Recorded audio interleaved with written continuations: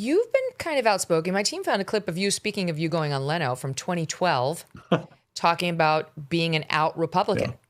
Now that's bold. 2012, like wow, you came out with it pretty I early. was I early mean, you on. were Yeah. No, I already a was, big star. But why be so open about it? Because virtually every Republican I know in Hollywood just calls themselves an independent. yeah, that's why it's so popular now. So there's a lot of people who are popularly, oh, I'm an independent. Well, okay, well, fine. So thank God Yeah. you make some sense once in a while. But I'm a little more outspoken about it. I just think it's sort of exhausting to be so up in arms about every single issue that comes down the pike.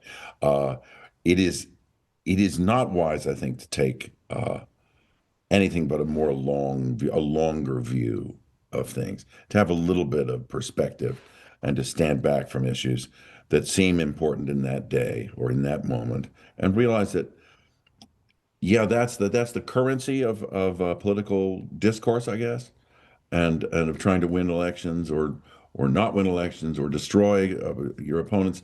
I mean, we live in America. We're all Americans. We need to remember that, and at least I believe we need to remember that, and that my fellow American is not my enemy. Now that goes back to my Christian lens that I put on things, which is love thy enemy as thyself. Do unto others as you would have others do unto you. These are things that still are important to me. And so that's why I think I probably outed myself a long time ago.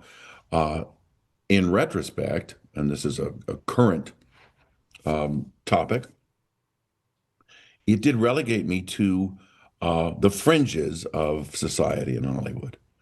And so I may have had my my peccadillos, as they say, but I was never part of the dungeon crowd, the stuff I've heard about.